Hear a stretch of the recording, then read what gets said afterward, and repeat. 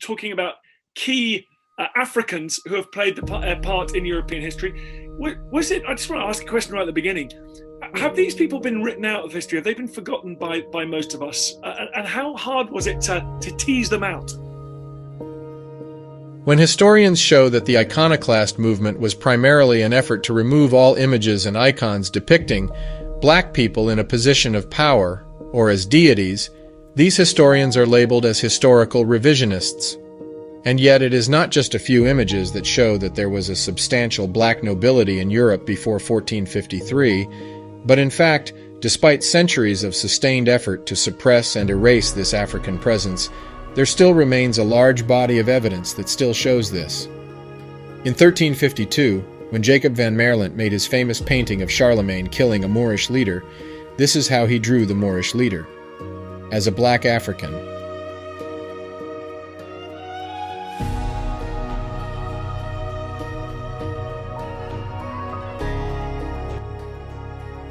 The pillars of history sing the wisdom that will build our tomorrow. Historical revisionists, in fact, are those who have closed their eyes to the abundance of evidence showing that black people, in a second wave of civilizing influence, revived Europe and gave it the foundation for its renaissance. After having invented agriculture in 9500 BC, and after having spawned the two most influential civilizations in ancient times, Kemet, better known as ancient Egypt and Sumer, it is black Africans that injected into Europe and the Levant writing, science, religion, and culture. These were inherited by the Roman Empire, which then collapsed in the 5th century AD. And so began the long collapse of European society until the return of the Africans in the 8th century, when the blacks, this time, as the Moors re-injected into Europe, what ultimately became the spark of modernization. In the 800 years that the Moors occupied Spain, the ethnic makeup of these Moors changed over time. It is the early wave of these Moors that were the most influential, and it happens to be the same early waves that were in great majority black African. And they came in such numbers and with such knowledge that they gained significant positions of power in pre-Renaissance European history. And it is this group of black Africans that joined with the remnants of the first civilizing wave of Africans, a few of them still present in Europe. These two groups joined to form a new elite class throughout Europe. And you will see evidence of their presence through multiple artifacts and historical records today. When we show that Renaissance Europe was in great majority sparked by Africans, it does not mean that Europeans or Asiatics are not capable of civilization building. What we are showing, however, is that Europe of the Dark Ages benefited from the technology, science, philosophy, medicine, and architecture that were reintroduced by a majority black Africans elite in the early periods of the Moors, which transformed over the centuries into a nobility class with evidence littered all over medieval texts. This is the Without History channel. Through primary sources and peer-reviewed research, we bring you perspectives on history that are seldom shared, the often omitted African presence and African influence on ancient civilizations and modernization. This channel is only possible thanks to the generous contributions of those who understand the role of history for generations of all ethnicity. You can find ways to support us in the video description. You will also find a multitude of sources for those who like to dive deep into these subjects.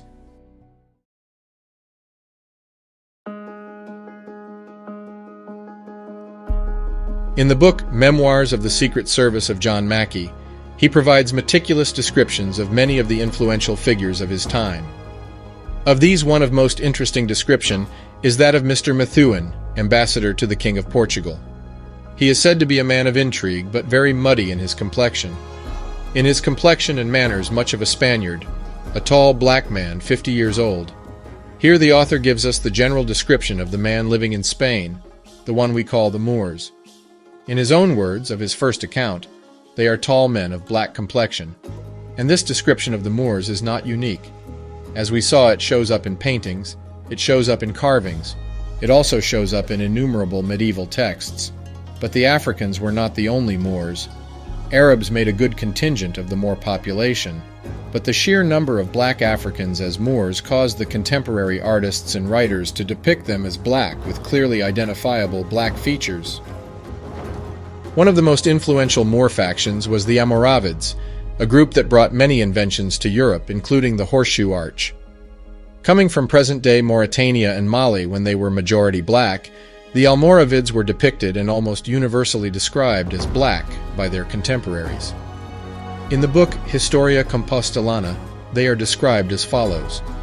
Quote, after almost 3 years, the Almoravids, Moabite, whom the heat of the sun makes them similar to the Ethiopians, invaded the fortresses and dependent towns of Toledo and attacked with more force than usual. End quote. The book also goes on to state that, quote, before they ruled they had worn their veil, ledum, in the desert, only against the heat and cold as the Arabs do, and were mostly of dark, asmar complexion. End quote. And the Arabic word asmar describes a color that is as dark as coal. And their leader was described as brown skin with kinky hair. Yet another leader of the Almoravids, Abu Bakr ibn Umar, was depicted as shown, as you can see, unmistakably black. In 711 AD, when the Moors led their conquest of Spain, the whole of Europe was going through turmoil. 3 centuries before, the Roman Empire had collapsed. Europe was now divided between East and West, and soon the Vikings would begin their reign of terror. Malnutrition, illiteracy, disease, and lawlessness were rampant throughout most of the region. The arrival of the Moors forced the unification of rival factions under the banner of the Church. It also caused the rapid adaptation of European society to what they perceived as a new threat to their way of life. But as much as the Moors were perceived to be a threat, they brought a long list of civilizing elements to Europe. The Arabic numerals, algebra and trigonometry, medicine, agriculture, techniques, architecture and music, waterworks, navigation, papermaking. These are just a few of the elements that Europe inherited from the invaders that had come from the shores of northern Africa. Among these items, one can find the classic Greek text. These have been translated to Arabic by researchers from the Islamic Empire. Yes, the Greek text we have today are in fact texts that were given back to Europe by the Africans. Once they arrived in Europe, these blacks started showing up in increasing frequency as royals and nobles all over Europe. And to some Europeans, they had an all too familiar look, that of their deity.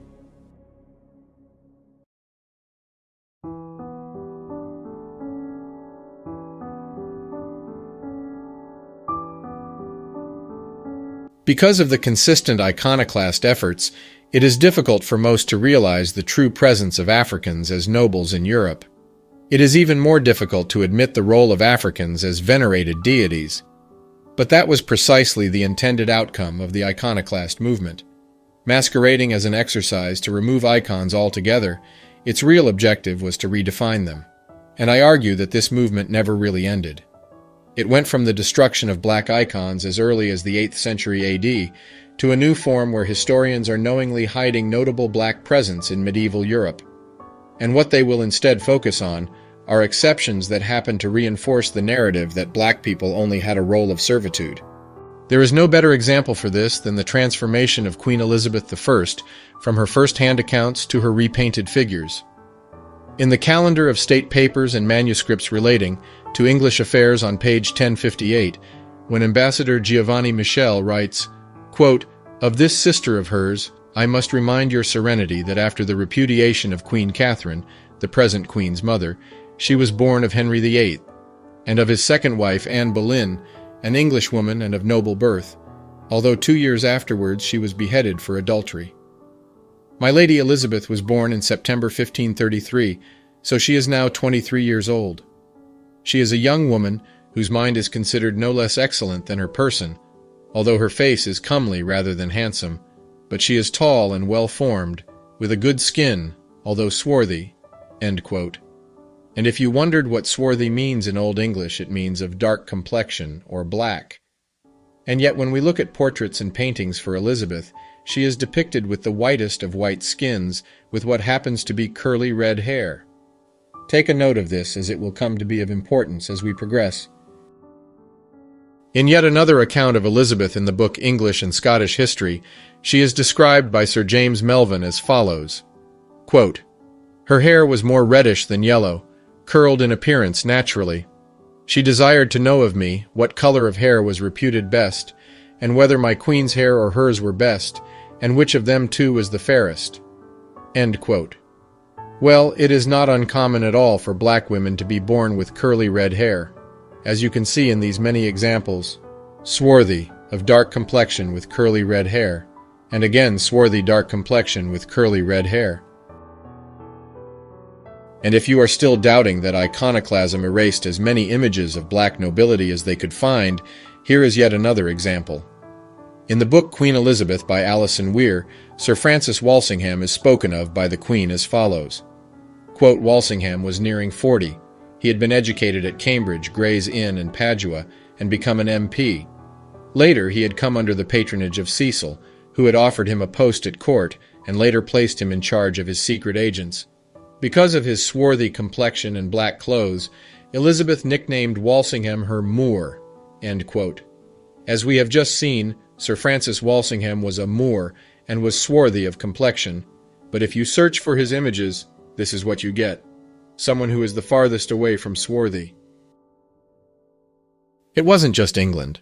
The Black Moors were everywhere in Europe, and they showed up in very surprising areas.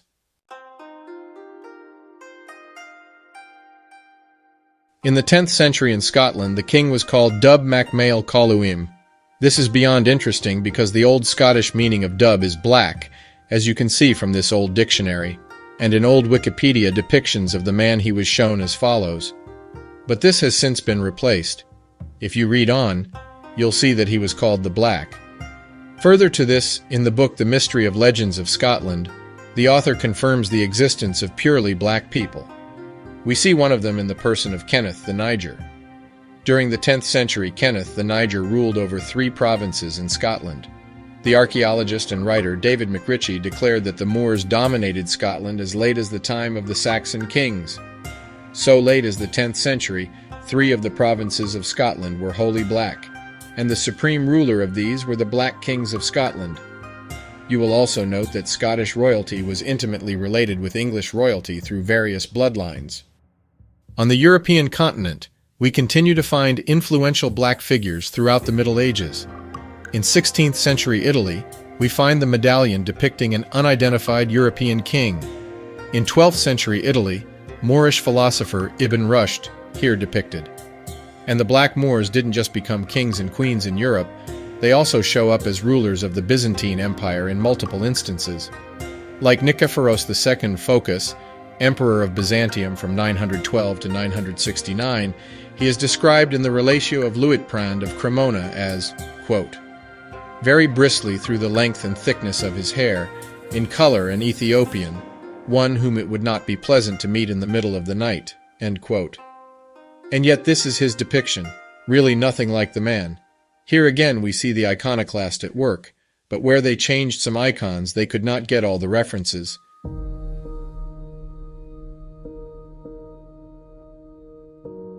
John II Komnenos, viewed by many as one of the greatest emperors of Byzantium who ruled from 1118 to 1143, described as, quote, a man of medium height, with black hair and black skin, and for this reason he is still called the Moor. End quote. The reference can be found in William of Tyre Chronicon 1523. As you can see again, his post-iconoclast depictions look nothing like the written first-hand accounts. So too goes the description of his son, who followed him on the throne, Manuel Wer Komnenos, Emperor of Byzantium. He was described by his contemporary Nicetas Choniates as follows, quote, a certain black-skinned Ethiopian. They acclaimed him Emperor of the Romans and led him about in procession with splendid crown on his head, end quote. But unlike his father, his image, although hard to find, depicts him as shown. And the list goes on. Leszek II, the Black of Poland, 13th century. Zawisza the Black, the most famous Polish knight. Augustus, the strong king of Poland. The famous Queen Charlotte, with her Moorish Portuguese antecedents. Queen Philippa of Hainaut, who was born in 1310 in Valenciennes in France, who had black Moorish ancestry. She married Edward of York. Alexandre Dumas, the famous author of The Three Musketeers. George Bridgetower, the music composer who rivaled with Beethoven.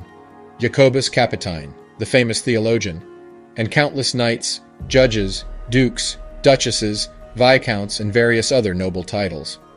So much so that Europeans started incorporating elements of the black phenotype into their cultural rituals.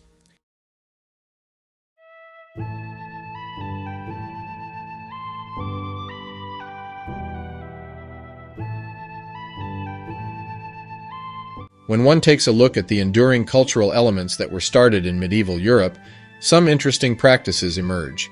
The first one being the wearing of the wig. The practice started in the courtroom, and historical texts show that, until the 17th century, lawyers were expected to appear in court with clean, short hair and beards. Wigs made their first appearance in a courtroom purely and simply because that's what was being worn outside it. The reign of Charles II, 1660 to 1685, made wigs essential wear for polite society. So then, who was the general population trying to imitate? They were trying to imitate the king, Charles II. Charles II, 1630 to 85, otherwise known as the Merry Monarch, was a gargantuan baby. At 4 months he already looked, his mother complained, like a 1-year-old. From the age of 12, he took part in English Civil War battles and was described as a tall black man in parliamentary wanted posters. By now, you know the drill. If Charles II was described as a tall black man, why would he be depicted as such on his painting shown in Wikipedia?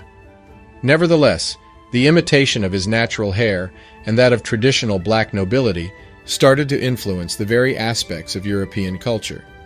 In these pictures, we can even see how the medieval wigs imitate Kemetic hairstyles, even down to how the curly hair rests on the shoulders. So here it is important to ask, if these wigs were not made to mimic or copy African hairstyle, whose hair were they imitating?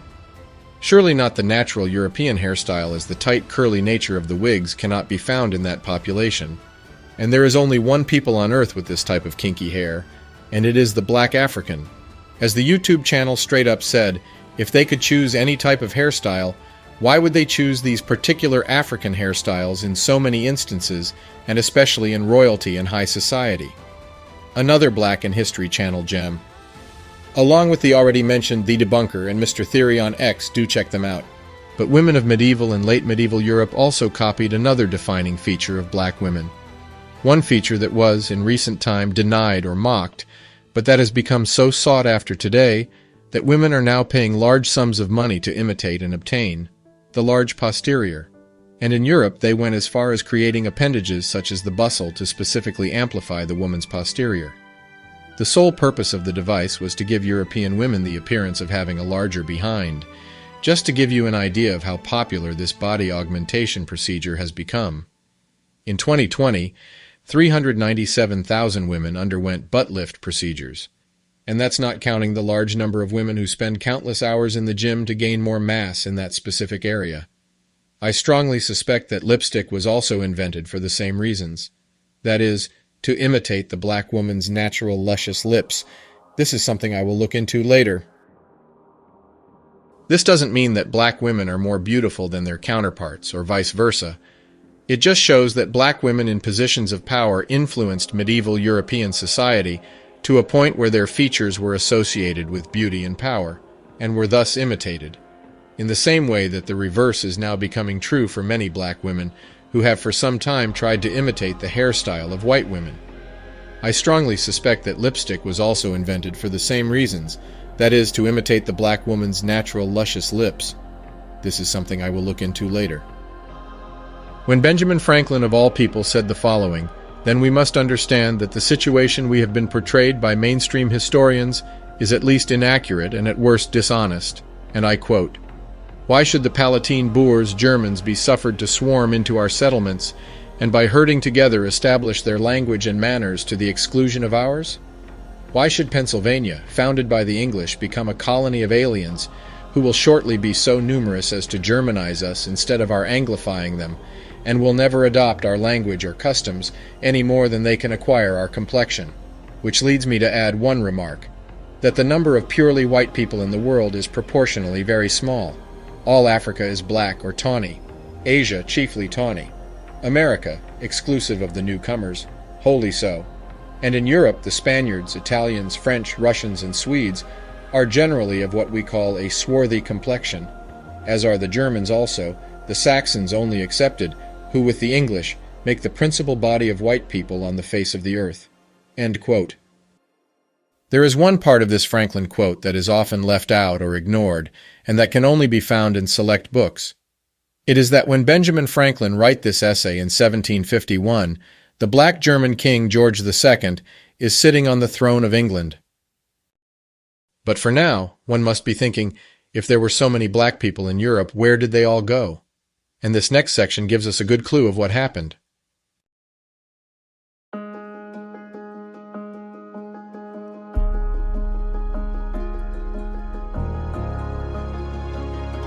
It wasn't just one event that reduced the number of black Europeans to such low levels.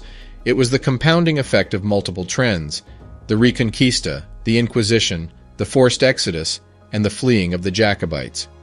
After the invasion of the Iberian Peninsula by the predominantly black Moors, Europe rebelled against Islam, the new religion brought in by the Africans and the Arabs, the Reconquista. And so, from the 8th century to the 15th century, war and cultural reversal had become the trend. And it is during this period that the brutal inquisitions took place. Their aim was to root out and kill Jews or Protestant converts. During this period, being suspected of being a Jew or a Protestant would be enough to get someone executed. And it is important here to note that in an effort to integrate into European society during the Reconquista, many previously Muslim blacks had converted to Judaism and the Protestant faith, both religions that they found more conservative and thus more compatible with their old Islamic faith.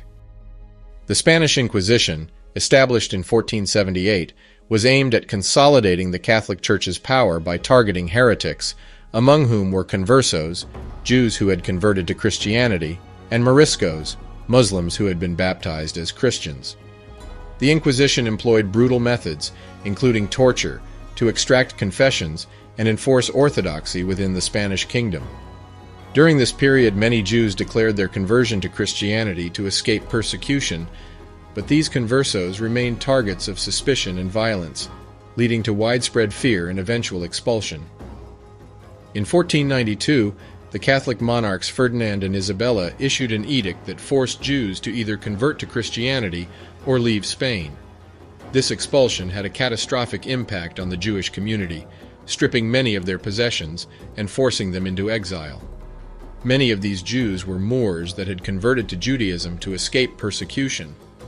The Inquisition also targeted the Moriscos, baptized Muslims, who were expelled in the early 17th century, further emphasizing the Inquisition's role in religious and ethnic cleansing.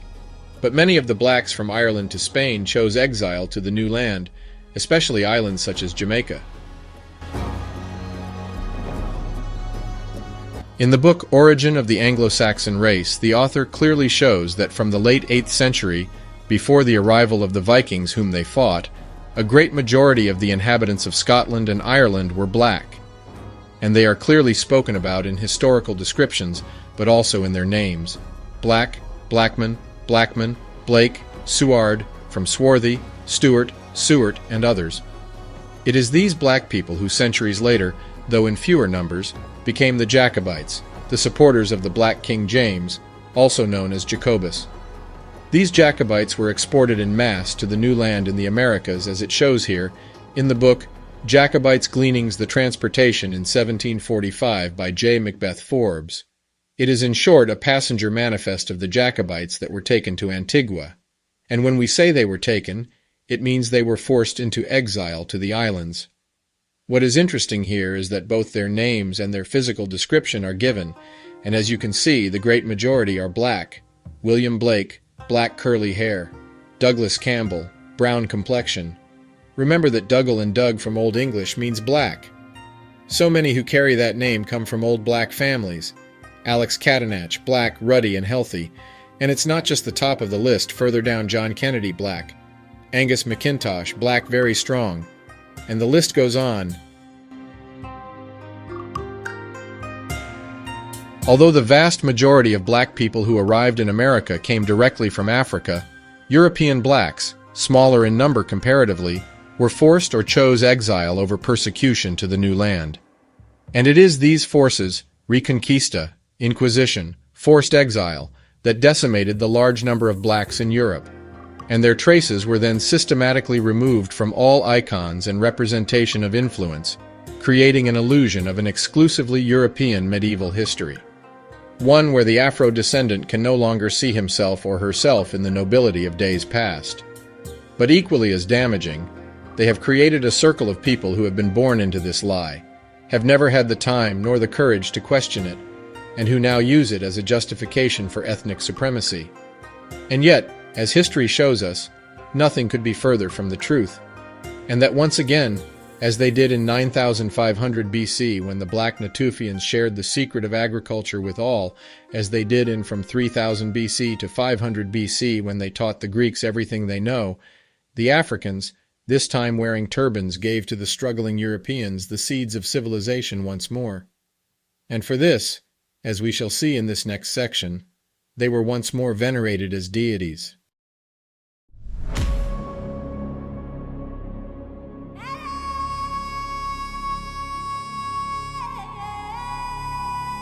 In the book Russian Icons by Father Vladimir Ivanov, recently rediscovered, we find the most interesting collection of Christian icons. It is of high interest for two reasons. Number one, it depicts the various Christian icons as black. And number two, this is not found in Western Europe, but well in Eastern Europe and Russia. This means that black people were venerated as deities from Spain to France, Italy, Germany, and all the way to Russia. In sum, all over Europe. There are at least 500 black Madonnas in Europe, not counting the ones hidden in the Vatican, 128 in France alone, and you need to remember that these icons survived multiple waves of iconoclasm. This means that in the past, they would have been ubiquitous throughout Europe, before the great artists like Michelangelo and Leonardo were commissioned to start painting the classic Europeanized face of Jesus that we know today.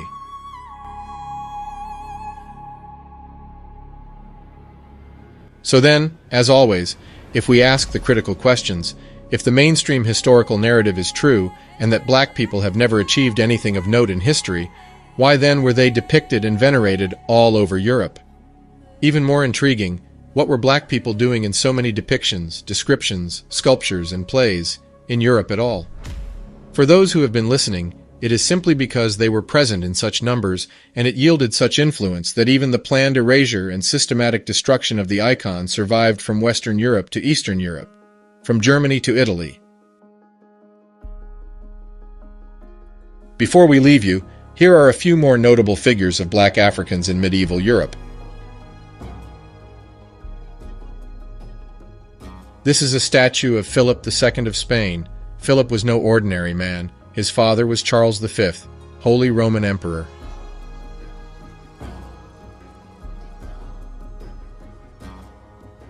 In this portrait we have a count depicting Christian, John George and Augustus. Christian was a Scandinavian monarch. We have John George, Elector of Saxony. The last one to the right is Augustus, also Elector of Saxony. Their names are engraved on the coin, as you can see.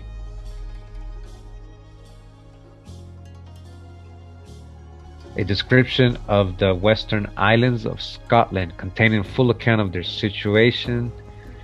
It says the inhabitants of this isle are generally well proportioned, and their complexion is for most part black. And this is a crest, right? Just an example, I threw this in there. This is the coat of arms of Ivy William, 1485, the Ivy family. In the same book, a description of the Western Islands of Scotland, and we're talking about the Isle of Arran, or the island of Arran. It says the inhabitants of this isle are well proportioned, generally brown, and some of black complexion. They enjoy a good state of health and have a genius for all callings or employ.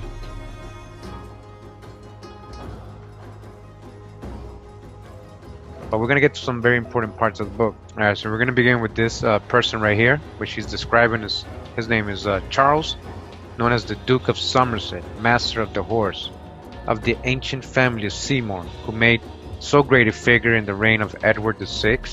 I remember, these are the people he's spying on, so these are the Jacobites. Alright, we're going to go ahead, alright, and get to this part of the book where it describes what he looks like. It says he is of middle stature, well shaped and very black complexion. Very black complexion. A lover of music and poetry, of good judgment but reason, of great hesitation in his speech, wants expression. He is about 42 years old.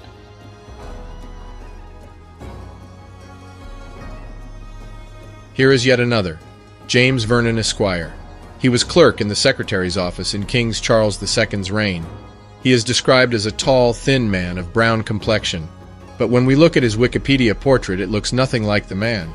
For all we know, this painting could have been misattributed, but this would mean that they have misattributed thousands of portraits, and at no point in time do these misattributions show a black man in the stead of a white man in a position of prominence.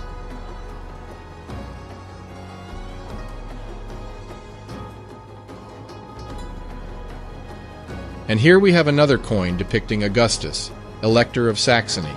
The Saxons were Lutherans, a major branch of Protestantism. And as we mentioned before, many Moors converted to Protestantism to escape persecution during the Reconquista and the Inquisitions.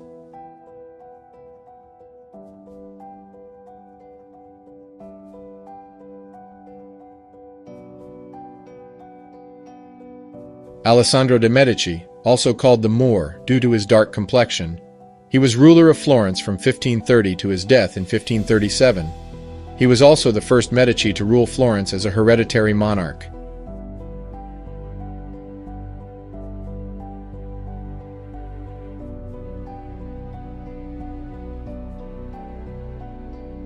And here we have a fresco depicting a tournament of knights. No comments.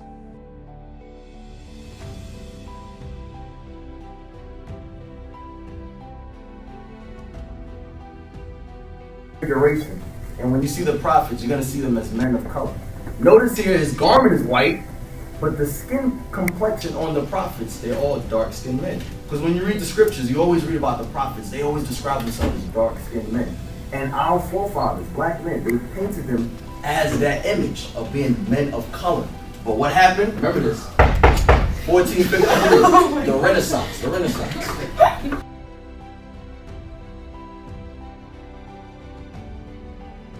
going to go to Spain, the history and art. We're going to go to page 60. We're going to go to page 60. I want you guys to look at this. Now these women are what color? White. What color are their fingertips? Black. What happened? They got their fingertips dipped in chocolate? No. They weren't dipped in chocolate. They were hired to paint over the images. Why are their fingertips black but their skin is white? Because they had iconoclasts. 1453. Paint over these images.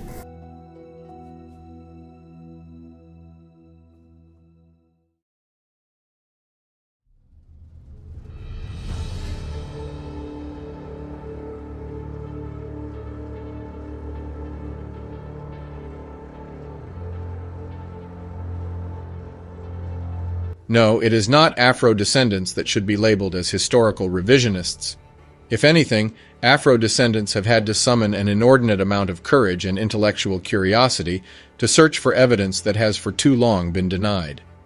Courage to face ridicule in the face of an abundance of images and icons that shout from the frames of history that those who would like to rule by fear have failed to erase their contribution to history.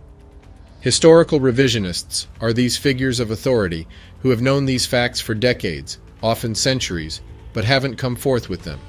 And somehow they have maintained the appellation of, quote, historians, end quote. A true historian has a duty to the truth of the past, and for those who have forgotten, they are gatekeepers of the consciousness of the future. And in this, most have failed us, and they instead rely on a Babel tower of lies and confusing narratives. And now that the knowledge of the African contribution to history, the missing centerpiece to the history of man, is being told correctly, it will do for both black and non-black generation what fake legislations, empty speeches, and the miseducation system was not able to do: free our minds from fear, hatred, and inadequacy.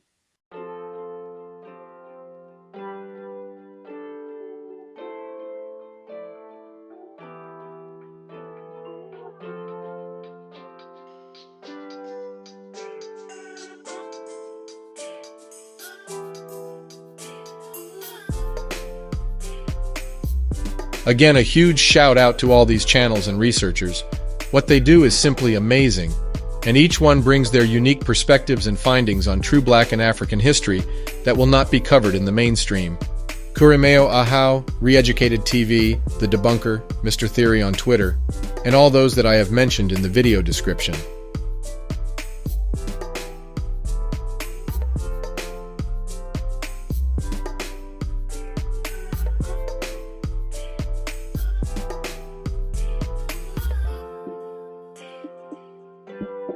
And now to my supporters. You guys are the Knights of Enlightenment. You all deserve the title of Initiates, the High Priest of Aswan, Protectors of the Oba, Great Griots to the Mansa, Counselors of Shaka, Priest of the Ethiopian Churches, Cavalry of the Almoravid Kings, Sword of the King of the Congo Empire, Advisors to the King Ngoya, Golden Stool of Asantwa. I salute you all, even the ones that haven't clicked the like button and subscribed yet. Yes, you. I cast a spell on you to press the like button.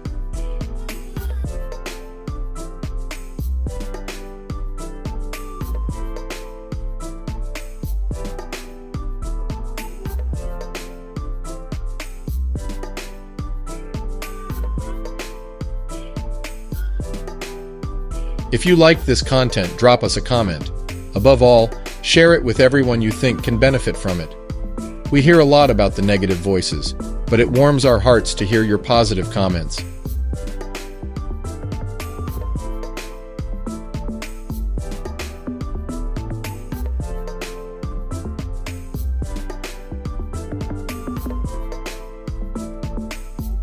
Join us and see how those who are said to be without history birthed civilization itself.